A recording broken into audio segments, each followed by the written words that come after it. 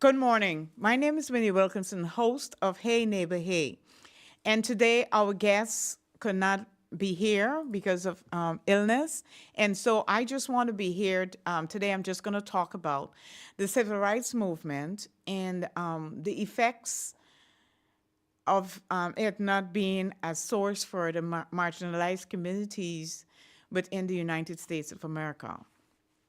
Without this safety protection or a level of understanding what is offensive or trainings, what will assist in keeping the community together under one umbrella with one understanding, is the ripple effect that we are already seeing within organizations of some people who are now using their personal biases as well as their preconceived notions about someone else. It's chaotic, and there's absolutely nothing that we can do. We just have to try now to educate, to have workshops by people who are qualified in dealing with civil rights and human rights and civil liberties, and now have a different perspective as to what it must be. And each state, each town, each city is their responsibility to now come up with a standard on which they will operate. Some places in the state of Vermont is very, very, very open to that concept.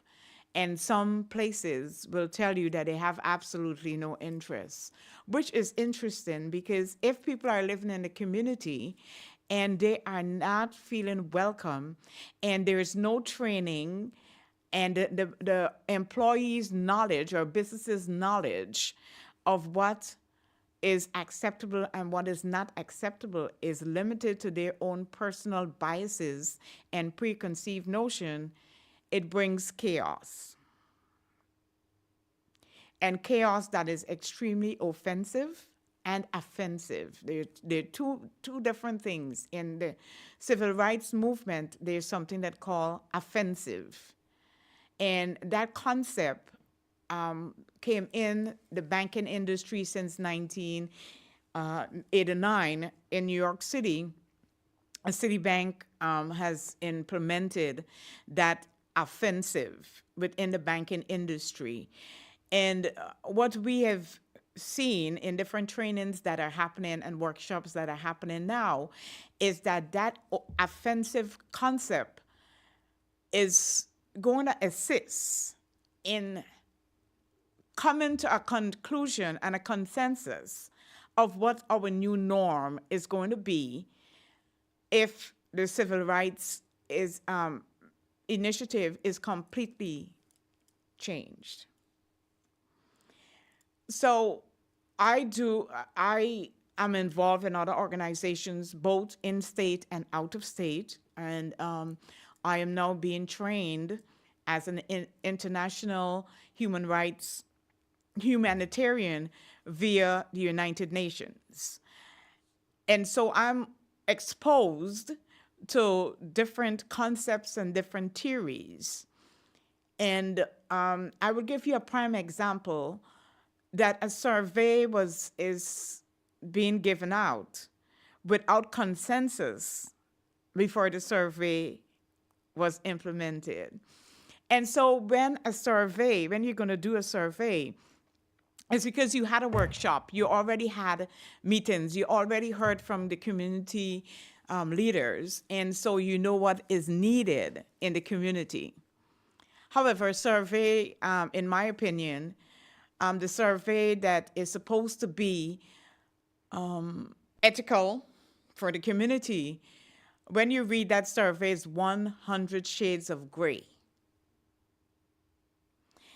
And the outcome from that survey would not even give you an accurate assumption or consensus of what is needed so that we all could coexist to exist. Thus, it's a plain, blatant disrespect to the civil rights movement, a clear, blatant disrespect for the process of even doing a survey right across the board. And these are the things that if we don't have conversations and if we don't plan and we don't come to a consensus, then we will forever be thinking, or we are having the people who are or doing this survey will have the perception that this survey is going to address this part of what is needed for the marginalized community in the area, and actually is turning out to be an offensive piece of document. For a document to be 100 Shades of Gray tells you exactly the concept. And so today I am just sounding the alarm as if we're going to continue working as a community without these measures being there so that we can coexist to exist. The chaos will continue. And if you're an American, you're supposed to be able to live in anywhere America, even including Commonwealths and incorporations. St. Albans is still part of America. And surveys and different things, when they go out, it should be inclusive and not be one. In my case, I would even increase it from the opinions that people who write surveys for other towns, for example, Huntington, Long Island, and for people who did leadership training and does refreshers trainings every year. From those point of views, the survey that is unavailable now is 1,000 Shades of Gray. This is Winnie Wilkinson, host of Hey Neighbor Hey, a local talk show, and we talk about different things in your neck of the wood and what you feel, whether you accept it or you have an opinion of what is going on. And if you would like to call in, the number is 802-558 5315. And this is a short show today because our guest was sick. And, I just want to put out a hot topic in our area, and I'm sure in other people's area. Again, if you're going to leave a message on the YouTube channel, there are standards there. It cannot be offensive. You cannot be criticizing or calling anyone out of their name.